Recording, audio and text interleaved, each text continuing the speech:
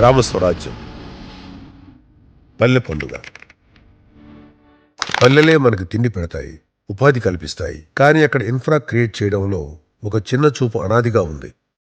కూటమి ప్రభుత్వంలో వేరే శాఖలు తీసుకునే అవకాశం ఉన్నా కళ్యాణ్ గారు గ్రామీణాభివృద్ధి పంచాయతీరాజ్ శాఖను తీసుకుని పల్లె పండుగ ద్వారా పల్లెల రూపురేఖలు మార్చే పనిలో పడ్డారు. 7,213 కిలోమీటర్ల రోడ్లు వేసి పల్లెలకున్న కనెక్టివిటీని పెంచడమే కాకుండా ఉపాధి, ఆర్థిక వ్యవస్థకు ప్రాణం పోశారు. పల్లె పండుగ 2.0 ద్వారా మరో 8,571 కిలోమీటర్ల రోడ్లు, ఇతర మౌలిక సదుపాయాలు కల్పించే పనిలో పడ్డారు మన జనసేనాని. గ్రామీణ నీటి సరఫరా.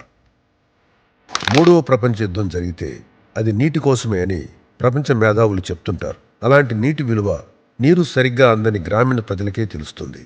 విస్తృత పర్యటనల్లో గ్రామాల దాహార్తిని గుర్తించిన పవన్ కళ్యాణ్ గారు అస్తవ్యస్తంగా ఉన్న ఆర్డబ్ల్యూఎస్ శాఖని సరిచేసి ఉన్న నిధుల్ని సక్రమంగా వాడి గత ప్రభుత్వం నిర్లక్ష్యం వల్ల ఆగిపోయిన 13,000 కోట్ల జల్ జీవన్ మిషన్ కేంద్ర నిధులను తీసుకొచ్చి గ్రామీణ నీటి సరఫరాని గాడిలో పెట్టారు. అంతేకాక 7,910 కోట్లతో 68 లక్షల కుటుంబాలకు నీళ్లు ఇచ్చే అమరజీవి జలధార ప్రాజెక్టుని నిడదవోల్లో పవన్ కళ్యాణ్ గారు ప్రారంభించారు. ఆంధ్రుల అస్తిత్వాన్ని కాపాడిన శ్రీ పొట్టి శ్రీరాములు గారికి సరైన నివాళి ఈ త్రాగునీటి ప్రాజెక్టు.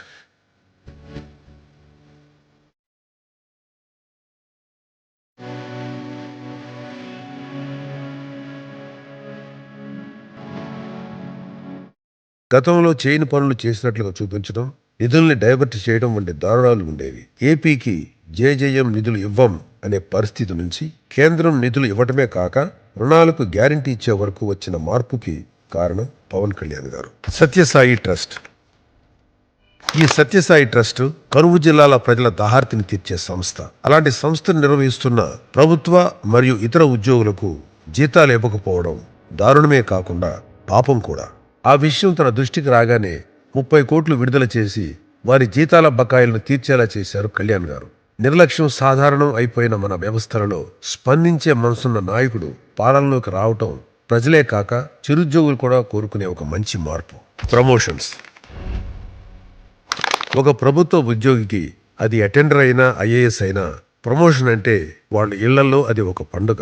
ఈ విషయం ఒక ప్రభుత్వ ఉద్యోగి కొడుగ్గా, మనవడిగా పవన్ కళ్యాణ్ గారికి తెలుసు.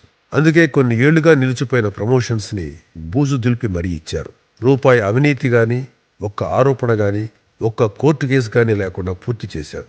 పూర్తి చేయడమే కాకుండా వాళ్ళందరితో మాటామంతి కార్యక్రమం పెట్టి వాళ్ళ కష్టసుఖాలు తెలుసుకున్నారు. చాలామంది ప్రమోషన్స్తో రిటైర్ అవుతామని అనుకోలేదని చెమర్చిన కళ్ళతో కృతజ్ఞతలు చెప్పారు. 2006 నుంచి మేము ఇప్పటికి 19 సంవత్సరాలు సర్వీస్ చేశాం సార్. మీరు వచ్చిన తర్వాత ఆగస్టులో మేము గ్రేడ్ 3 నుంచి 2కి వచ్చాం సార్.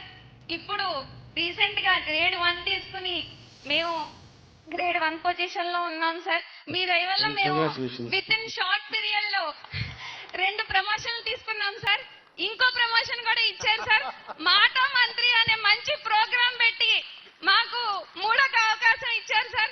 అలానే పంచాయతీరాజ్ శాఖకు స్పష్టమైన రూపు ఇస్తూ డివిజనల్ డెవలప్మెంట్ ఆఫీసులను అన్ని రెవెన్యూ డివిజన్స్ లో ఏర్పాటు చేశారు. గ్రామీణ ఆంధ్రప్రదేశ్ పనుల విషయంలో ఇక ఏమాత్రం సాకులకు ఆస్కారం లేకుండా చేస్తున్నారు మన కళ్యాణ్ గారు.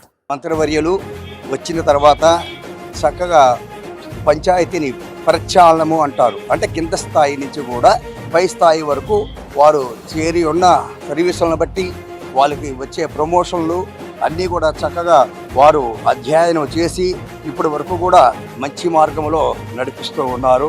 మేము ఉన్నంత వరకు కూడా మంత్రివర్యులకు రుణపడి ఉంటాము.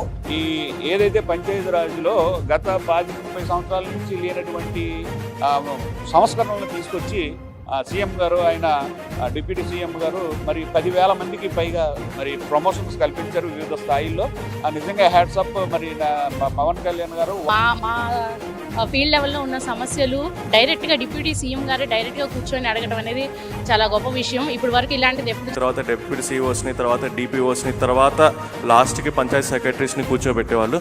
బట్ నిన్న ఈవినింగ్ మీరు ఇచ్చిన ఇన్స్ట్రక్షన్ ప్రకారం పంచాయతీ సెక్రటరీస్ని, సిఈఓల్ని, ఎంపీడీఓల్ని అందరినీ ఈక్వల్గా ట్రీట్ చేస్తూ మనం అందరినీ ఫ్రంట్లోనే కూర్చోబెట్టాం సార్.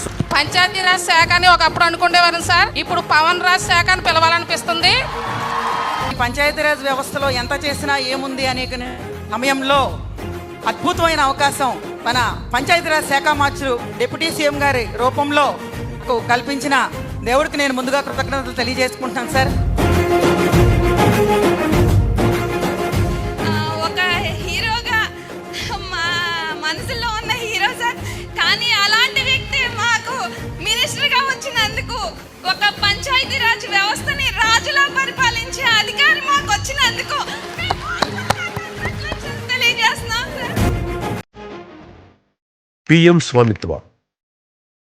ఎవడన్నా సరే రేపు పొద్దునొచ్చి ఏ పులివెందల నుంచో జగన్ మనిషి వచ్చి ఇక్కడ వచ్చి ఈ స్థలం నాదని కోర్టుకి మనకి సబ్ రిజిస్ట్రార్ ఆఫీస్లో పెట్టుకుంటే అది మీకు తెలియాలి. అది మీకు తెలియకపోతే మీరు క్లెయిమ్ చేయకపోతే మీకు ఎప్పటికీ రాదు. అది వెళ్ళిపోయింది, మనకి ఓనర్షిప్ ట్రాన్స్ఫర్ అయిపోయింది. ఇది మన తాతగారులు ఇచ్చింది, మన పిత్రార్జితం, మన కష్టార్జితం కావచ్చు. ఇవన్నీ తీసేస్తున్నాడు జగన్. అంబేద్కర్ గారు ఒకటే చెప్తారు, నువ్వు ఎన్ని గొప్ప చట్టాలైనా చేయి, ఎన్ని ఉన్నతమైన ప్రతిపాదనలు చట్టాలు చేయి, పాలించేవాడి బుద్ధి వక్రంగా ఉంటే మనం ఏం చేయలేము. భారతదేశంలో కుటుంబం తర్వాత మనిషి దేనికోసమైనా ప్రాణం పోయేలా పోరాడతాడు అంటే అది తన భూమి కోసం. ఆ భూమి హక్కుని ప్రజలకు భద్రంగా ఇవ్వటం ప్రభుత్వం బాధ్యత. అందుకోసం కేంద్రం తెచ్చిన పథకమే ఈ పిఎం స్వామిత్వ. గ్రామీణ భారతదేశంలో నివసించే ప్రజలందరికీ తమ ఆస్తిపై స్పష్టమైన హక్కును కలిగి ఉండేలా చేయడమే ప్రధాన లక్ష్యం. ఆంధ్రప్రదేశ్లో పంచాయతీరాజ్ శాఖ ఆధ్వర్యంలో ఈ పథకం పనులు జరుగుతున్నాయి. ఇప్పటికే డ్రోన్స్తో సర్వే పూర్తయింది. 1 కోటి ప్రాపర్టీ కార్డ్స్ ఇచ్చే పనులు జరుగుతున్నాయి. దీనివల్ల గ్రామాల్లో ఆస్తి తగాదాలు తగ్గుతాయి, భూముల లావాదేవీలలో పారదర్శకత పెరుగుతుంది.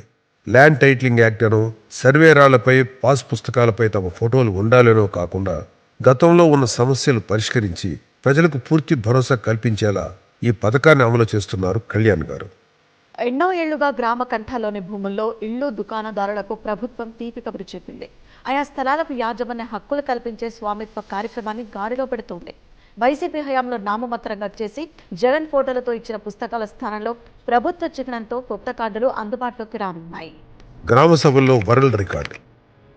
పరిపాలనలో ప్రజలను ఎంత ఎక్కువ ఇన్వాల్వ్ చేస్తే అవినీతి అంత తగ్గుతుందనేది జగమెరిగిన సత్యం. ఆ క్రమంలో మొదట అడుగుపడాల్సింది గ్రామ సభ స్థాయిలో. పథకాలు అర్హులకి రావాలన్నా, అనర్హులకి రాకూడదన్నా ప్రతి దానికి గ్రామసభ విజయవంతం అవటమే ముఖ్యం. అందుకే పవన్ కళ్యాణ్ గారు బాధ్యత తీసుకుని 13,326 గ్రామ సభలు ఒకేసారి నిర్వహించి ప్రపంచ రికార్డు సాధించారు. గ్రామ సభలు సక్రమంగా నిర్వహించడాన్ని ప్రోత్సహిస్తూ మన్రేగా వంటి కేంద్ర ప్రభుత్వ స్కీమ్స్లో అవినీతిని నిర్మూలిస్తున్నారు మన జనసేనాని. విధానాలు, పనులు పైనుంచి కింద కాకుండా, పనులు టాప్ డౌన్ అప్రోచ్లో కాకుండా గ్రాస్ రూట్ టు టాప్ వెళ్లేలా అధికారం మొదలైంది. ఇది ఒక నిరంతర సుదీర్ఘ ప్రయాణం.